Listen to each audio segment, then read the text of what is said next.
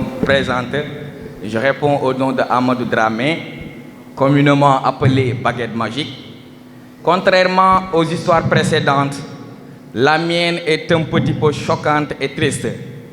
Et ça m'est arrivé à l'université Cheikh Anta Diop de Dakar en licence 1. Et je ne pense même pas avoir un vocabulaire taillé à la mesure de ce que je veux dire. Parce qu'en licence 1, j'ai croisé un frère qui venait vraiment d'une contrée un petit peu enclavée du Sénégal, pour dire que très loin, pour ne pas citer le coin. On s'est croisés 1 mois, 2 mois. Je voyais en lui quelqu'un vraiment d'une modeste, je dirais, indescriptible. Contrairement à moi peut-être qui venait de Mbour. Je me disais parfois en venant, peut-être on préfère les boys town, trucs de la sorte. Mais je ne sais pas, en tant que mec, en tant que garçon comme moi, homme comme moi, il m'a séduit de par sa façon de vivre, mais également de par sa façon de voir les choses. À la longue, on continuait, 1 mois, 2 mois. Je ne savais pas qu'il avait une sœur qui était à la faculté des sciences. Un jour, il vient me parler. En toute franchise, et sans tambour ni trompette, il me dit que mon cher, on s'est connus à peine. Et je ne sais pas pourquoi je suis dans l'obligation de me confier à vous. Il est venu me dire que j'ai une maman qui commence à prendre de l'âge. J'ai une maman qui a vieilli. J'ai une maman dont les articulations commencent à lui refuser toute obéissance. Et elle se décarcasse pour assurer les études de ma sœur et moi. Et ma sœur, actuellement, pour vous dire vrai, elle est à la faculté des sciences, et techniques. Maintenant, jusque-là, je me sentais perdu. Je ne savais pas d'où il voulait venir. Et là, il continue pour me dire que vraiment, je sais qu'on allait former un duo magique. On allait former un duo de fer pour faire vraiment une belle carrière dans ce département. Et tout ceci me paraît bizarre. Et je vous le dis, en expliquant cette histoire qui m'est beaucoup consterné, j'ai les yeux humides et le cœur désemparé. Il continue en me disant que, mon cher, j'aurais bien aimé continuer et faire carrière comme tous les autres, avoir un diplôme universitaire, au moins la licence. Mais vu ma situation, je ne pourrais pas continuer. La seule chose qui me reste, c'est d'attendre de percevoir mon rappel pour retenir au village. Je me disais, comment est-ce possible? Comment on peut vraiment dire qu'une personne pouvait être dans une situation aussi abracadabrantesque au point de ne pas vraiment survenir dans ce milieu? Parce qu'il n'avait que sa maman. Et comme je vous l'ai dit, c'était une maman qui avait vieilli. Un jour, à la longue, comme je l'ai dit, on a reçu nos rappels. Et le lendemain, il n'a pas hésité de m'appeler. Je croyais toujours qu'il jouait. Il m'a dit que mon frère, là, je viens de faire mes bagages. Et j'ai dit adieu à l'université. Et depuis, on ne s'est pas revu à part des appels. Cette histoire m'a beaucoup choqué, mes chers. Merci.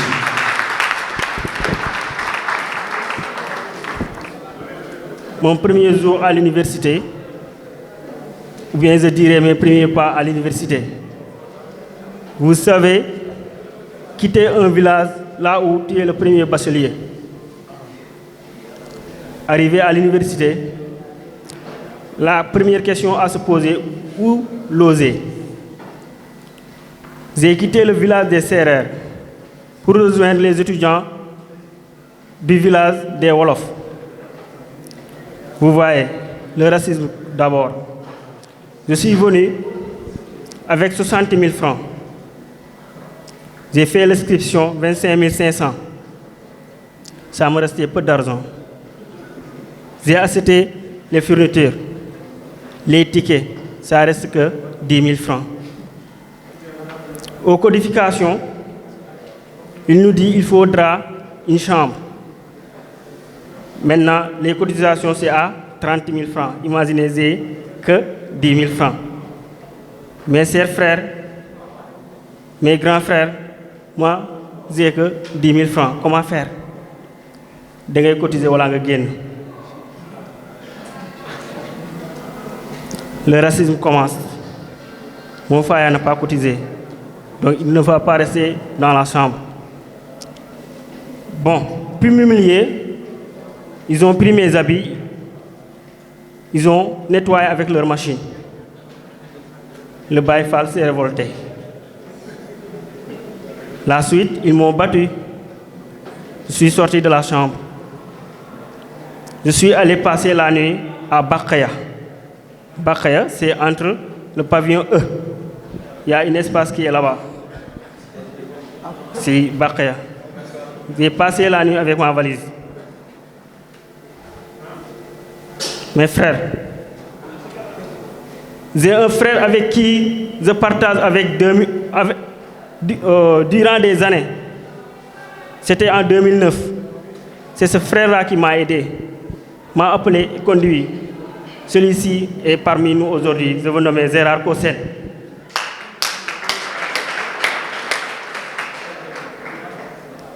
Ne vous souciez pas pourquoi je suis avec lui toujours, même dans le syndicalisme, avant le syndicalisme. Il m'a aidé pour me dire, vous avez une amicale communale. Pourquoi pas intégrer l'amicale communale? Ils m'ont donné le numéro du PCS, Makhali Sarr. J'ai rejoint Makhali au téléphone, il m'a dit 5 000 francs juste pour loger. Je vous ai dit tout à l'heure, ça ne me restait que 10 000. Alhamdulillah, j'ai 10 000. J'ai logé le pavillon A, 274. Par la suite, il m'a rejoint, Gérard Kossel. Jusqu'à présent, nous sommes ensemble. Maintenant, j'avais un problème de logement. On m'a logé. Maintenant, pour ce problème qui ne se répète plus, avec mes frères qui vont venir, il faut que j'embrasse le milieu syndical. Puisque depuis longtemps, je veux la justice, j'ai intégré la liste justice. Lorsque j'ai intégré la liste justice, il y avait une fille, et vous avez mon frère avec les filles. Ça ne passe pas. J'ai quitté la liste justice. J'ai rencontré un vigile.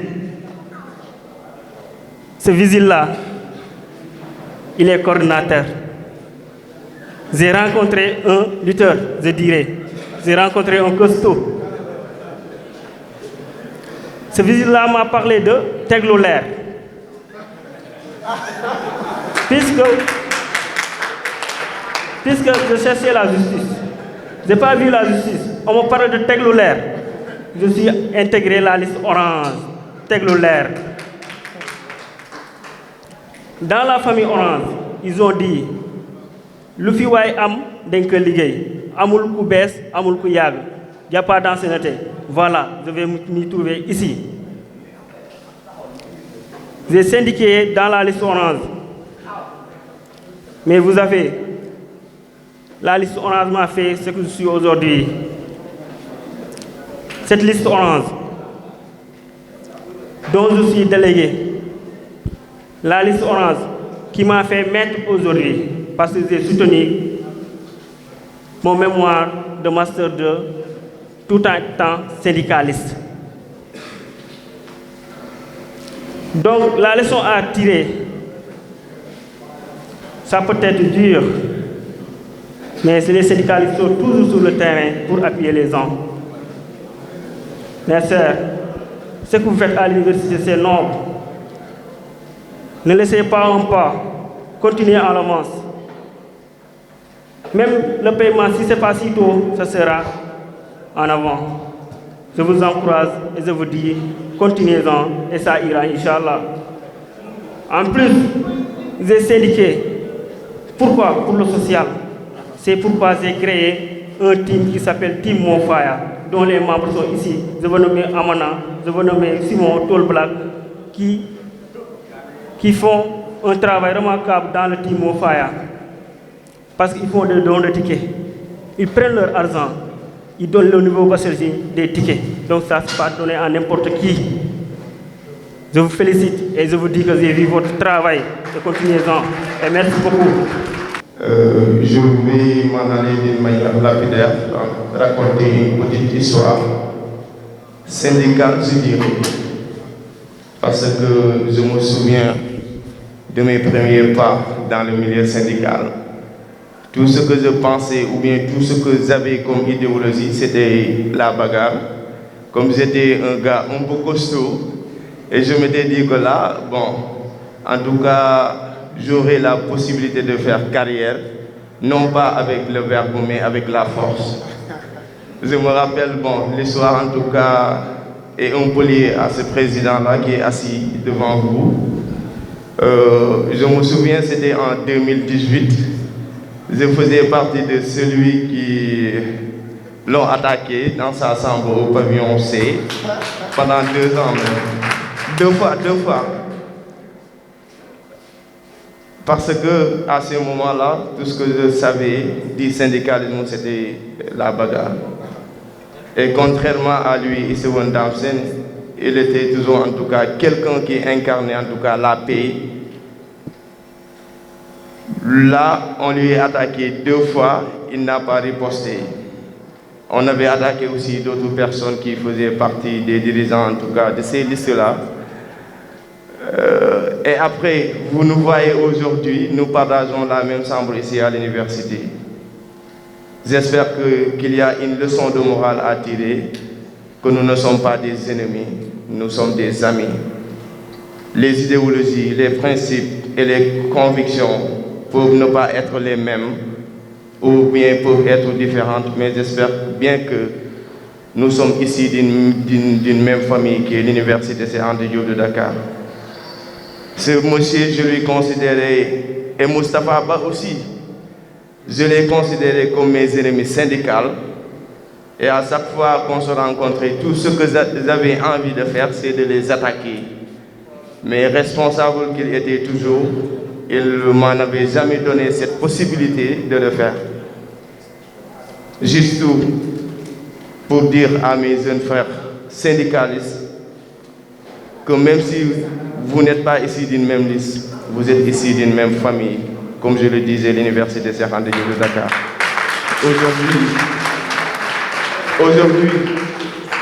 Aujourd'hui, je suis dans une même amicale dirigée par M. Issewon Damsen, qui est la première personne morale de cette amicale, et moi, Baskana, qui est la deuxième personne morale de l'amicale. Et vraiment, nous avons en tout cas cette cohésion, même ça se sent au sein du collectif. Les gens, quand ils veulent que Issewon ne sache pas, ou bien les autres ne sachent pas quelque chose, là, ils vont te dire, Baskana, moi, je vous comprends, ou bien nous vous comprendrons, parce que vous allez sûrement, en tout cas, donner cette information à Issewon Damsen. Moustapha Ba aussi, c'était la même chose. Lorsqu'il était venu, qu'on devrait en tout cas s'entretenir pour des questions de coalition, je lui ai appelé.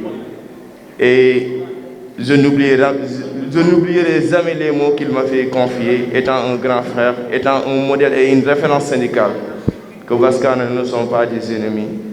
Et moi, je ne comprenais pas pourquoi vous avez cette attitude envers ma personne. Et là, comme nous l'avons en Wolof, dans mon Rousson, juste pour vous dire que le syndicalisme, c'est le verbe, c'est quelque chose de noble. Nous avons tous les mêmes principes, nous avons une mission unique qui est de servir les étudiants. Donc, chers amis, chers camarades, c'est par ces mots-là. Parce que moi, je n'aime pas parler de ma propre personne. C'est parce qu'en tout cas, que les gens ne voyaient pas comme un étudiant qui se positionnait au niveau du restaurant argentin comme étant un vigile. C'est Baskana qui se présentait au niveau des concerts comme agent de sécurité. C'est Baskana qui était toujours aux portes des clubs comme étant en sécurité et devant vous aujourd'hui comme PCS de l'amicale de la faculté de la Résistance. En tout cas, c'est ça que vous avez comme... Merci. Bon, je vais vous raconter mon histoire, en quelque sorte. Quand j'ai eu mon bac, j'ai fait la candidature libre. Ce qui veut dire que je n'étais pas en classe de terminale. J'ai juste fait mon bac comme ça pour l'obtenir. Après l'obtention de mon bac, je me suis dit, bon, pourquoi pas ne pas m'inscrire pour aller à l'université pour continuer mes études. Je l'ai fait et heureusement, j'ai été orientée au département de géographie. J'ai commencé à apprendre, à faire mes cours tranquillement. Et pour moi, c'était un peu bizarre parce que je connaissais personne, absolument personne. Parce que, comme je vous l'ai dit, j'ai fait candidature libre. Donc, je n'avais pas de camarades, je n'avais rien du tout à l'université. Et je devais quitter chaque jour, chaque matin, Guédiawaye pour aller à l'université. C'était un peu difficile. Côté logement, côté social, c'était pénible pour moi. Bon, je me suis dit, pourquoi pas ne pas m'approcher des gens responsables, c'est-à-dire les syndicalistes. Je les ai rapprochés. Malheureusement pour moi, ils ne me connaissaient pas. Donc si par exemple un syndicaliste ne vous connaît pas, c'est un peu difficile qu'il vous aide. Donc j'ai peiné durant une année. Je quittais chaque jour 4h30, je me préparais à 4h30 pour venir à l'université Cheikh Anta Diop faire mes cours et puis rentrer à Guédiawaye. Je l'ai fait et heureusement pour moi, j'avais validé avec 60 crédits sans pour autant aller au rattrapage.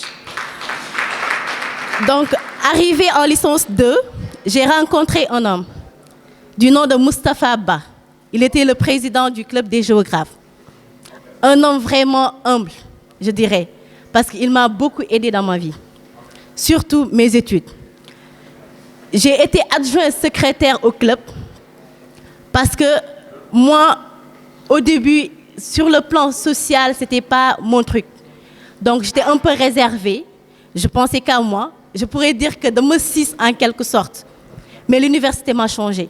Ça, je vous le dis. Parce que même ma famille a remarqué cela. J'ai vraiment changé grâce à l'université Cheikh Anta Diop.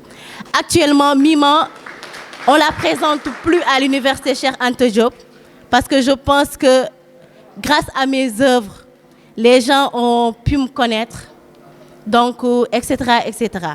Donc, pour vous dire que si je suis comme ça, c'est grâce à l'université Cheikh Anta Diop. Si je suis sociale, c'est grâce à l'université Cheikh Anta Diop. Si je suis connue, c'est grâce à l'université Cheikh Anta Diop.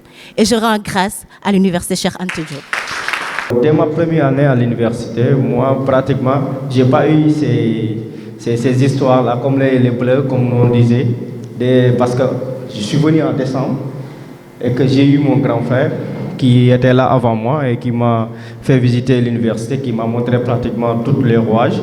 Et j'ai pu apprendre beaucoup avant l'arrivée, le début des cours.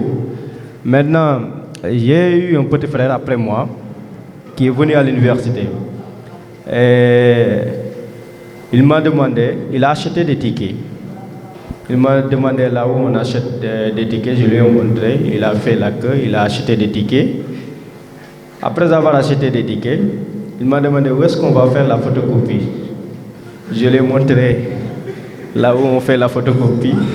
Et je lui ai demandé pourquoi vous voulez photocopier. Parce que vous n'avez pas encore commencé les cours et vous n'avez pas de fichier. Il m'a dit non, je veux photocopier les tickets. Il m'a dit non, je veux photocopier les tickets. Je lui ai dit pourquoi. Il m'a dit pour ne plus en acheter. Bon, je vais rencontrer la mienne qui est un peu comique. Ça a été ma première jour à l'université, ou ma première nuit. Avant de venir à l'université, mon grand frère a dit à mon père que ce Ibrahim là, il ne doit pas loger à l'université.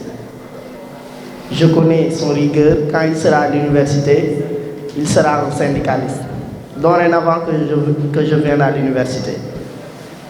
Bon, je me suis logé à Face de l'Homme, près de l'université. Aujourd'hui, je dirais qu'aujourd'hui, ce serait, je peux prendre le dîner à l'université. J'ai demandé à peu près midi, j'ai rencontré un gars, je dis que pour entrer à l'université, c'est comment? Il m'a dit que c'est 100 francs. J'ai cherché de 100 francs à midi, je l'ai gardé. La nuit, j'arrive à l'université, j'allais jusqu'à même dans la porte avec mon 100 francs, je donne le visite les 100 francs. Je donnais le visite les 100 francs pour entrer dans l'université. Il y avait des gars, des anciens qui ont crié « Oh, bachelier, bachelier ».